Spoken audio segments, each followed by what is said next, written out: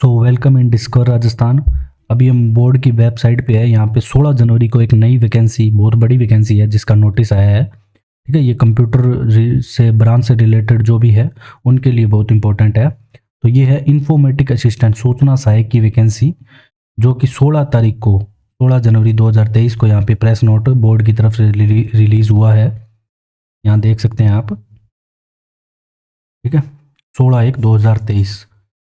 ठीक है, ये यहाँ पे स्टार्ट हो जाएंगे भरने। इसके बाद ये तो बेसिक सी सूचनाएं दी गई है कैसे, मतलब SSOID से आपको भरना है। यहाँ पे परीक्षा शुल्क दे रखा है, जो जनरल कैटेगरी और OBC के लिए 450 रुपये है। ठीक है, जनरल OBC के लिए, और OBC जो नॉन क्रीमी लेयर है उनके लिए 350, और SC ST के लिए 350। ठीक है, इसके बाद अपने चलते हैं नेक्स्ट सेक्शन पे।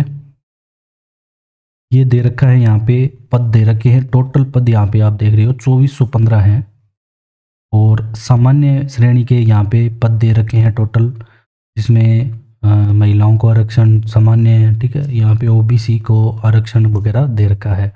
इसके अलावा नीचे ओरिजेंटल आरक्षण है, जो भूतपूर्व सैनिक वगैरह हैं उनके अंदर, और उत्कृष्ट खिलाड़ी जो स्पोर्ट्स पर्सन है जिन्होंने मेडल वगैरह जीते हैं उनके लिए भी यहाँ पे स्पेशल आरक्षण है। इसके बाद आ जाती है नीचे TSP क्षेत्र है, जो TSP एरिया की वैकेंसी है अलग से, ये 315 है। तो टोटल 2700 के आसपास वैकेंसी है। और इसके बाद ये उनके बारे में बताया गया है कि जो OBC सर्टिफिकेट वगैरह है कब बनवाना है आपको। ठीक है, वो आपको पता होना चाहिए। और आपके पास अगर OBC नॉन क्रीमी लेयर हो तो उसका सर्टिफिकेट होना चाहिए, 3 वर्ष से पुराना ना हो, ये इसमें लिखा गया है। और वैसे जो एग्ज़ाम की लास्ट डेट है उससे पहले बना होना चाहिए। इसके बाद ये उत्कृष्ट खिलाड़ी के बारे में है। ठीक है, ये इम्पोर्टेंट नहीं है ना, ये बताया गया कि कौन कौन सा उत्कृष्ट खिलाड़ी है, स्पोर्ट्स पर्सन है जो इस वैकेंसी के लिए एप्लीकेबल है, और जिसने कंप्यूटर से रिलेटेड ब्रांच भी होनी चाहिए आपकी। इसके बाद जो बात आती है वो है शैक्षणिक योग्यता की, सबसे इम्पोर्टेंट।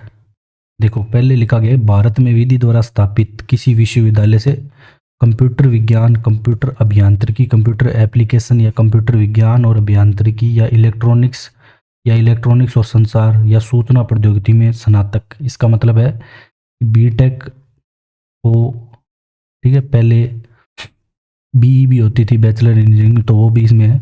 बीटेक आपकी कंप्यूटर साइंस में होनी चाहिए, या इलेक्ट्रॉनिक्स कम्युनिकेशन में बीटेक होनी चाहिए, या इंफॉर्मेशन टेक्नोलॉजी में आपकी बीटेक होनी चाहिए। तो ये तीनों ब्रांचें यहाँ पे एप्लीकेबल होंगी। इसके अलावा या पॉलिटेक्निक संस्था से, ठीक है, डिप्लोमा जो आप CS में करते हैं, CSEC में, वो भी यहाँ पे चलेगा। CSEC-IT का डिप्लोमा भी यहाँ पे चलेगा, 3 वर्षीय। इसके बाद दे रखा है कि विधि द्वारा स्थापित किसी विश्वविद्यालय से मतलब स्नातक। और इसके अलावा अगर आपने कंप्यूटर विज्ञान, कंप्यूटर एप्लीकेशन या सूचना प्रौद्योगिकी के अंदर जो स्पेशल डिप्लोमे होते हैं, PGDC वगैरह, या सूचना प्रौद्योगिकी में भी जो डिप्लोमा होता है, एक मिनिमम 1 वर्ष का होता है वो, तो वो भी आपका यहाँ पे मान्य होगा ग्रेजुएशन के साथ। ग्रेजुएशन कोई भी हो, प्लस में अगर आपने डिप्लोमा कर रखा है तो। इसके अलावा फिर नेक्स्ट आता है, ये विधि द्वारा स्थापित विश्वविद्यालय के साथ इलेक्ट्रॉनिक्स विभाग, भारत सरकार का नियंत्रणाधीन राष्ट्रीय कार्यक्रम है इलेक्ट्रॉनिक एवं सूचना प्रौद्योगिकी संस्थान, या ये DOE-ACC, इसके द्वारा है ना एक डिप्लोमा कराया जाता है O लेवल का। ठीक है, ग्रेजुएशन प्लस अगर आपके पास O लेवल का डिप्लोमा है तो भी आप इस वैकेंसी में अपना नामांकन भर सकते हो।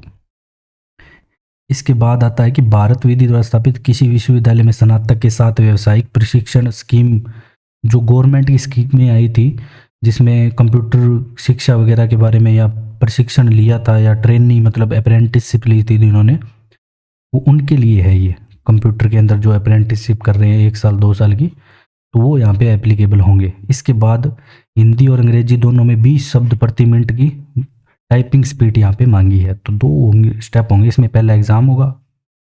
अब अपने चलेंगे इसमें नेक्स्ट जो सिलेबस पे चलेंगे, बाकी योग्यताएं तो आपको पता है। ठीक है, ये जाति प्रमाण पत्र के बारे में बताया गया, तो ये सेक्शन आप अच्छे से यहाँ पे पढ़ लें। ये ऑनलाइन आवेदन और फोटो वगैरह के साइज़ बताए गए हैं। ये तो आपका वन टाइम अगर रजिस्ट्रेशन हो गया है तो कोई ज़रूरत नहीं है आपको, क्योंकि मेन होता है इसमें वन टाइम रजिस्ट्रेशन, ठीक है। वो सबका हो गया तो फिर आपको कुछ ज़्यादा फॉर्म में भरना भी नहीं पड़ेगा SSOID पे।